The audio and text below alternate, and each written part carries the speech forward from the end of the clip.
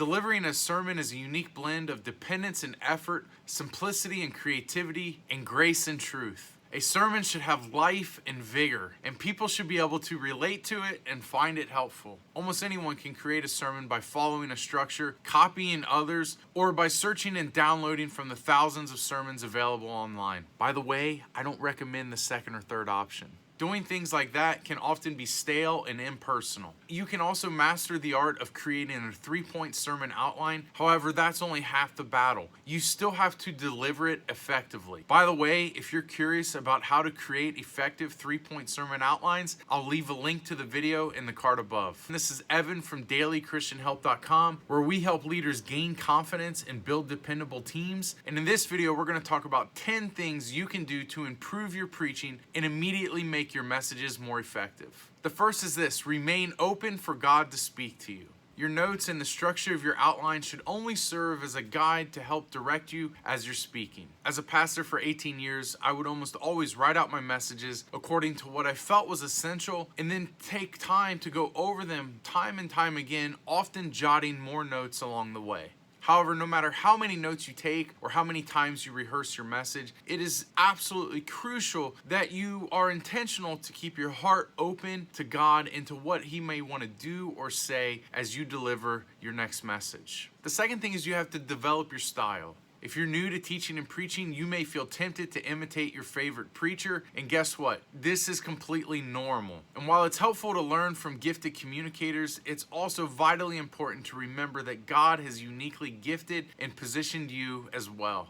Jeff Henderson puts it this way: how we communicate is just as important as what we communicate. Finding your voice, recognizing if you're more of a preacher or a teacher, and honing your style will only come with experience. In the meantime, try to be genuine and definitely avoid comparing yourself to others. The third thing is to prioritize your introduction and conclusion. It's a huge mistake to overlook the importance of how you're going to begin your message and how you're going to end your message. Both of these elements represent how you're going to engage your audience in the action that you're going to call them to take. If people do not initially feel connected to your message, they will check out almost immediately. Also, prayerfully considering how you should conclude your message will help you avoid those awkward endings or falling into the trap of never quite finishing up the message. We've all seen those situations where a teacher or preacher feels unsure about how to wrap up their message, and rather than ending it with a helpful question or a final statement, they continue to drag it out with uncertainty and insecurity, leaving everyone wishing that it was just over. Preparing for both the introduction and the conclusion is just as important as the points that you hope to convey throughout your message. If little to no thought is given to both of these aspects, your message will feel uncomfortable. And the transition going into and out of the main body of your message will feel dislocated and sloppy. The fourth thing is you've got to make it relevant. As a communicator, you get to help people connect the dots between the truths of God's Word and everyday life. Jesus used lots of examples and stories to help people bridge the gap between the human condition and spiritual truths. If Jesus made the Word of God relevant in His time, then we should too. The fifth tip is to focus on transformation. The goal of every sermon or message should be to help people grow closer to God. Understanding the character of God, developing a desire to reflect His heart, and pursuing a life of discipleship will require a change of our current condition. When you focus on transformation, it causes you to reflect on why the information matters and how to apply it. Being able to convey both can help people to understand and respond accordingly.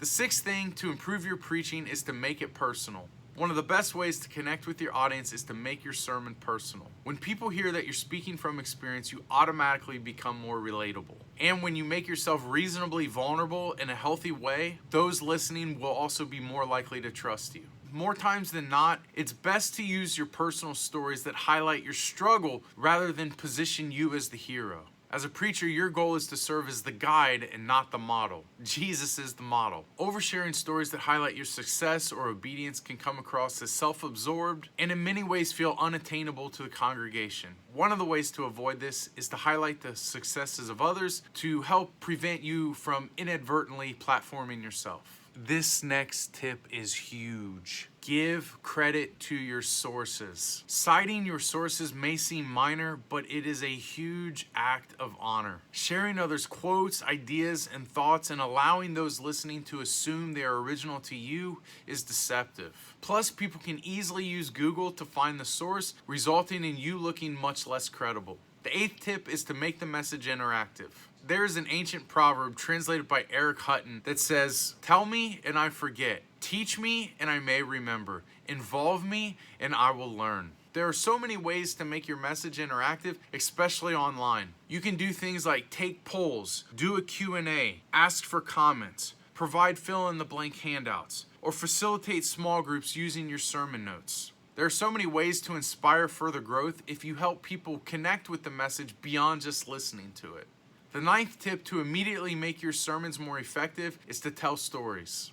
Stories are effective ways to engage your audience around transformative ideas. Stories help people to see and to visualize how to apply the Word of God in their everyday life. Good stories do more than build a sense of connection. Stories make people think and build an emotional connection with what you're saying. And you must realize there are feelers and thinkers in the room, and stories can stick with both types long after the sermon is over. The 10th tip is to end your sermon with a challenge. When you challenge people to do something, it compels them to action. Ending your sermon with a call to action that is relevant to your message is highly motivating. Providing next steps can help people immediately apply what they've heard and facilitate further spiritual growth beyond just what happened during the Sunday service. Hey, let me know in the comments which tips you found the most helpful or which tips you would add to help others immediately make their messages more effective. And for more preaching help, be sure to check out the link to the sermon preparation worksheet in the description. This is Evan from dailychristianhelp.com. Thanks for watching, and we'll see you on the next one.